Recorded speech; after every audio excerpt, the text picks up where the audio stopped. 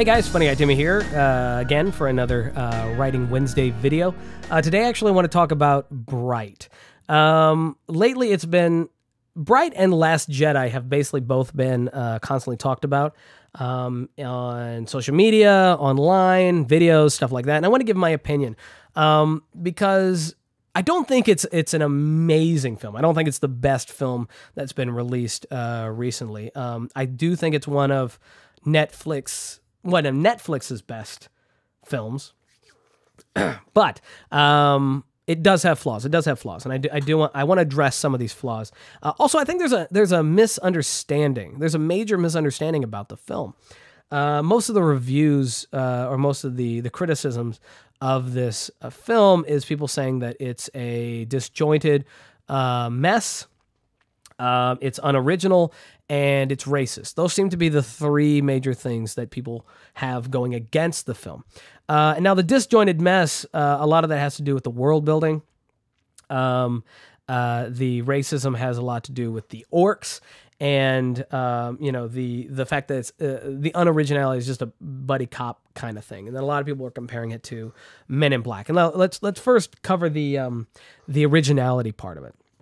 A lot of people want to talk about saying that it's very much like Bad Boys or or Men in Black or R.I.P.D. and it's very much most of the comparison seems to be going with Men in Black or R.I.P.D.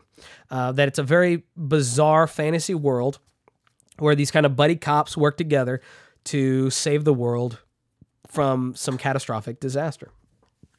And that's a reasonable criticism, except for the fact that the worlds are completely different. And I'm not talking about fantasy. That's not what I'm talking about. In Men in Black and R.I.P.D., the fantasy part of their world is under the radar, is behind the curtains. Nobody in the real world knows what's going on. And so every time they save the world, nobody knows about it. And it's all this kind of, swept under the rug. It's supposed to be that the real world in these films is our real world, and that the fantasy part, the extraordinary stuff, is happening, and we just don't know about it. That's the way it's being pitched. However, in Bright, everything is out in the open. There's no behind the radar. I mean, there is kind of this FBI stuff in it, or this Bureau of Fantasy Investigation or Magical Investigation or something like that, that does kind of play an element, but ultimately it's not like the fairies, the elves, the orcs aren't known to the general public. They are. So in that sense, I would say just as a basic world building structure, it is very different in the way that it's being set up.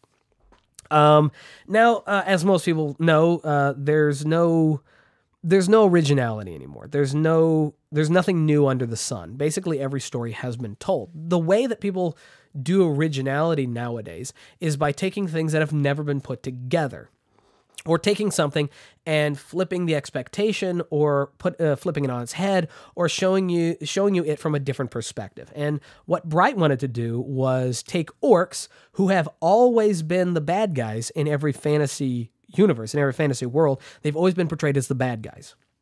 And they wanted to take them and present them as these misunderstood, just a race, just a regular race.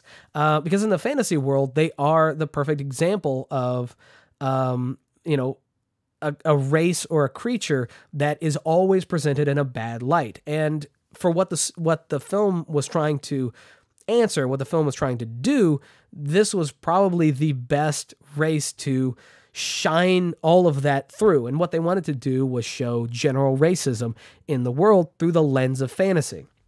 Now, this is where a lot of people think that the movie is racist, which I honestly don't understand. The main character is Will Smith, probably one of the greatest and highest paid black actors, most successful black actors in the world. I think only Samuel L. Jackson. I think only Samuel L. Jackson makes more money than Will Smith, and a lot of that has to do with their difference. There are different approaches. Kind of a little tangent here, but Samuel L. Jackson, he doesn't really have like a set amount that he'll charge a film to be in. he has a very flexible fee. So that means that he does more films. I think on average he does like 3 or 4 films a year, which is insane. It's insane. So, he brings his fee down for a slightly more royalty. He asks for a little bit more royalty, or this is how it's been explained to me. He asks for a little bit more in the royalty side, but he brings his initial price down, and he does more films. So every year he actually accumulates more money than Will Smith. Will Smith, does fewer films a year, but he asks for way more initially, and he also gets less in the royalty side. So that's just 2 ways of going about filmmaking. Those 2 are like some of the biggest actors on the planet. But Will Smith, being the lead, he literally is the lead, has the most dialogue. Everything is through his eyes. He's the good guy. I find it very hard to say that this film is racist. And I'll get to why people think that it is. Also, there was a lot more minorities of higher levels of authority than there were, Caucasians. I think Will Smith's character's boss is actually an Asian female. I don't remember her name. I'm so sorry. Neither the actress, or the character, because who cares? They were just, I think they only had like 3 scenes. And then there was internal affairs. Both of those guys. I think one of them was Asian. The other one was like an Indian or Middle Eastern. But anyway. The part where people think that this film is racist is the orcs, and people think that the orcs are supposed to be the African-American population, and they're not. They're not actually supposed to be that, like, at all. Maybe they're more contemporary, or when the film is going on, they might act or might seem a little bit more like they're in that area, but the orcs were actually used as a general sense of racism. Now, the reason that I think they fall further from the African-American population in far as how they're being portrayed is because the reason that people in the universe, in the film's world, the reason that people don't like them is because they sided with the enemy, the Dark Lord or whatever, the evil, the guy who all the races joined together to defeat. I think it was like 1,000 years ago. And the orcs were on his side. And so now that the war is over, there's a prejudice against them about the fact that they were on, the bad guy's side. And this would actually be more parallel to the Germans, the Russians, and the Chinese and Japanese, in the sense of World War II and the Cold War. And there were people that were on the side of Hitler, that were against. There was the Allies, and there was the Axis, and there was there were the Nazis, and anyone who sided with the Nazis were bad. And after World War II was over, there was a lot of prejudice against anyone of German or Chinese or Japanese descent because they sided with Hitler. They sided with the bad guys. And, when they tried to come to America, they were not embraced with open arms. They were, a lot of the Japanese and Chinese were put in little camps. And anyone who was German was just spit on, treated as the enemy. And that's more what the orcs represented. Now, of course, their modern portrayal, the more contemporary timeline, they are presented as a little bit more like, Mexican or African American, but their relationship with the other races is more in the sense of Germans and Russians and Chinese and Japanese because they sided with the enemy. And that's where the prejudice comes from. It's not from the fact that they used to be slaves and then they broke from their slavery and now we just want to keep them down. That's a completely different angle and a completely different perspective of racism. So that's where I think that a lot of people just didn't get the film. I heard a lot of people saying that the guy who played Kobe, the main orc that was whitewashing because it was a white actor who was playing him, and these were supposed to be black allegories. So it was racist, and that's just not true. It's not true at all.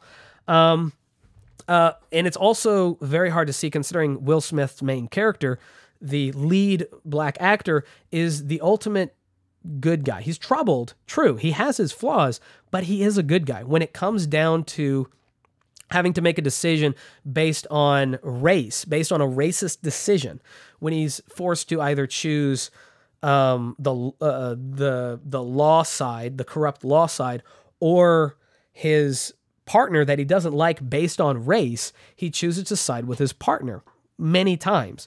And I think that this film was actually showing racism in a in a different way than people were thinking that it was. Okay, so that's the rant on that. I hope I've had any made it clear what that is. If you disagree, leave it down in the comment section. So, but as far as originality, yes, there's a lot of elements to this. It's a very basic film. First of all, there's the idea is finding a wand. Getting a wand, it's very powerful. You're in charge of the wand. You have a lot of power. If you can wield it, you're basically unstoppable. So there's that, and there's a term in writing, the MacGuffin. I think Alfred Hitchcock actually was talking about it. The MacGuffin is a writing term for something that divides two factions in your script, the bad guys and the heroes. Both sides want to get this thing. And it's very important to the plot, but it's not really important to the audience. The audience really doesn't care about the item itself. They care about the conflict between the characters over this thing. I'll give you a great example. In Indiana Jones, there's always like the Holy Grail or the Ark of the Covenant. Those are MacGuffins. In A New Hope, R2-D2 is technically a MacGuffin. I think it's more the plans that are inside of him that make him a MacGuffin, but ultimately he's a MacGuffin. That's why the stormtroopers are after him. They're after the droids because they want to get that information, and the heroes are trying to protect him so they can get him to the rebels. He's a MacGuffin. And the wand is essentially the same thing. It's very cut and dry. It's powerful. They want it. It's very easy to understand why they want it, but it doesn't really drive the story. It's not really important to us. We care more about the characters, not about the item. We care about the characters because if the enemy gets a hold of this powerful thing, that they could bring damage to the hero, but the item itself doesn't matter. If it was get smashed and destroyed, we're like, oh, we're fine. It's fine. Who cares? So there is that. So there is a very basic cut and dry element. And yes, it is essentially a buddy cop film. I mean, although I think the dialogue is done really, really well. Making the orcs seem like orcs, seem very unique. They did speak English. They talked very much like humans, but there was a lot of stuff that the humans didn't understand about orcs, and the orcs didn't understand about humans. And there was a lot of that dialogue that between Will Smith and Edgerton, Joe Edgerton, is that his name? If it's right, yay. If it's wrong, who cares? A lot of dialogue between them that on that orc human basis that made a lot of sense. That really, there's a plane heading over. So I feel like their dialogue was really, really good. And the two characters were very, very different. They weren't witty in the same kind of way. They weren't strong in the same kind of way. They both relied on each other for something. So I think it was done very well. As far as there was a lot of questions. Now, the disjointed mess, a lot of it comes down with the questions that people have as far as the world building. Now, there's a couple lines where they explain, or where Will Smith's character says, he makes a joke about Shrek. I think he calls another one of the orcs some Shrek-looking MF or something like that. And then there's another where he's talking to another officer and they're talking about the Alamo. And these are things that are relevant to our world. And people wonder, would they still exist in the world of, of Bright? Would they still exist in that world? And yes, it raises a lot of questions, but it's not to say that they couldn't exist. He didn't, though we know the word Shrek and the name Shrek exists, and apparently, it's probably still a film. We don't know if the film called Shrek is the same. We don't know if maybe it's a different kind of film. Maybe it's not animated. Maybe it's not for kids. Maybe in this universe, Shrek is more of a cultural piece. Maybe it's more of an art house film. Maybe it's more of a drama. Really taking the idea of being Shrek. Maybe an orc directed Shrek and made it more of a dramatic piece about being a fantasy character in a real person, in a human world. Maybe Shrek is a completely different film. It's not to say that it can't exist. It may have just changed.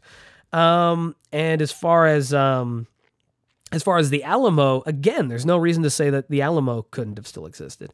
Just because we have elves, orcs, fairies, apparently dragons, and lizard people. There's like a few glimpses where you see, oh, those exist. It's not to say that the Alamo couldn't have happened. There's another. We don't know at what point in time the elves, orcs, and all these other creatures may have come to America. Maybe they came after the Alamo. We don't know where exactly the big war with the Dark One or the Dark Master or whatever actually happened. It's possible that this could have all happened in Europe, same as World War II, and that was all fought over there. And then after that war, they migrated to America, and maybe that's why there's not as many orcs in America as there are elves and all these other races. It is possible that the Alamo could have still happened. I mean, because the Alamo was a Texas versus Mexico, America versus Mexico war. It's very specific. Maybe the orcs, were in America. Maybe orcs fought alongside, one of the sides, or maybe the elves fought along one of the sides, and it still ended up happening the way it happened. Maybe there was a different reason for the Alamo to have been fought. Maybe there was a different, a slightly different outcome. Maybe what sparked the war was different. There's a lot of questions, but it's not that they can't be explained in this universe, as opposed to things with like Star Wars, The Last Jedi, where there's a lot of questions that can't be answered. There's a lot of questions that will never be answered. But in Bright, there's a lot of this that can be answered, and there's a lot of this that can actually be explained rather easily. Now, again, I gave this film probably out of 10 a 7. There was some points it really did feel like it was a much more narrow, lower budget, claustrophobic world. I thought the performances were great. I loved the strong female characters they had in it. They really, they were intimidating, they were powerful, and it was reasonable and made sense why they were that powerful. The evil elves made sense. The universe that the orcs and the way they were portrayed, there's some questions, but it still made sense. It actually seemed like all these races could actually exist. And I do like the fact that Netflix is moving forward to do a sequel. Yes, again, there's a lot of this movie. There's a lot of things that are hit and miss in this film, but it's not as bad as I think a lot of people give it credit for. And again, I'm coming at this from a writer's perspective. I'm looking at this from, when I watch a film, I often think of, if I was to write the sequel, where would I take it? And if I can think about that, if I can answer a lot of those questions, that's cool for me. Because that means that there is world building. There is more directions that you can take this. If this was a matter of, the film is bad and there's no direction you can take it, then it's just bad. But if it's kind of off and you're left with a lot of questions, but you know that you can answer a lot of these questions in the sequel, it's probably better than you actually think it is. Just an idea. So anyway, thank you guys for watching. Don't forget to rate, comment, and subscribe if you'd like to see any other videos involving writing, directing, producing, anything like that. Kind of a writer's perspective on filmmaking and the filmmaking world in general, leave them down in the comment section below. I'm going to try to post these on Wednesdays, maybe do a live stream. Who knows? Also, if you'd like to see any of my writing that I've done in the past, I have a few that aren't, that I can't really copyright because they're like based on other people's works that I'm never going to get to you know, produce, never going to get to, you know, sell or anything like that, that I'd be more than happy to share with you guys. Like my idea for my own Star Wars script. When I get that one finished, I'm probably going to put it down in the comment section down in these videos. So don't forget to rate, comment, and subscribe, and peace.